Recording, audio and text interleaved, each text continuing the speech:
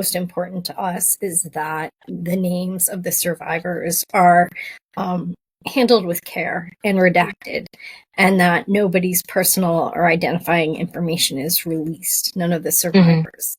However, what we really, really want to see is the names of these perpetrators, because I think that we're getting confused because these are men that hold high positions of power, both in our country and abroad. And it can be really hard for us to think of men that we look up to in different ways could do things like this. But at the end of the day, this was a crime. And it's a crime of sex trafficking, and these men perpetrated a crime. They're criminals. And so we really can't get confused because of the positions of power that they hold. Nobody should be above the law, and nobody should get preferential treatment. This case shows like what happens when warning signs are ignored. That's and right. When power goes unchecked, and when institutions prioritize reputation over protection. So predators don't thrive because they're these brilliant men. They thrive because the systems fail.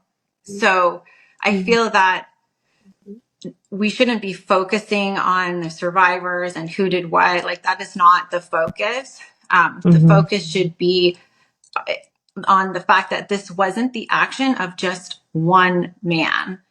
It was a systematic collapse, and it was a failure across like institutions, borders, and decades that allowed predators to operate literally in plain sight.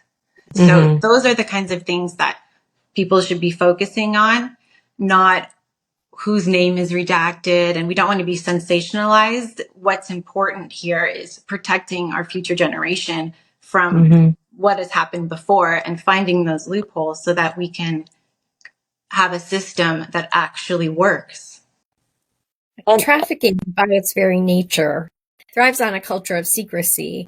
And, these things happen because they're so difficult for us to talk about. And I think that one of our biggest objectives in being so vulnerable and telling our stories over and over and over again, and not mincing words and not leaving out details, is because we want to normalize these conversations in our culture for younger people coming up under us, so that they don't have to go through the things that we've gone through.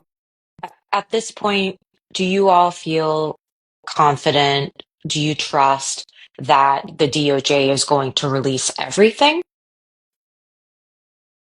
That's a rhetorical question, right? MJ? Yeah. No, the answer, for me, the answer is no. The answer is like, I don't feel confident in this at all. I feel like we've been waiting for this. All felt way too easy to pass in one day. So I think we've always been like looking behind our back, looking over the shoulder, what's coming next, right?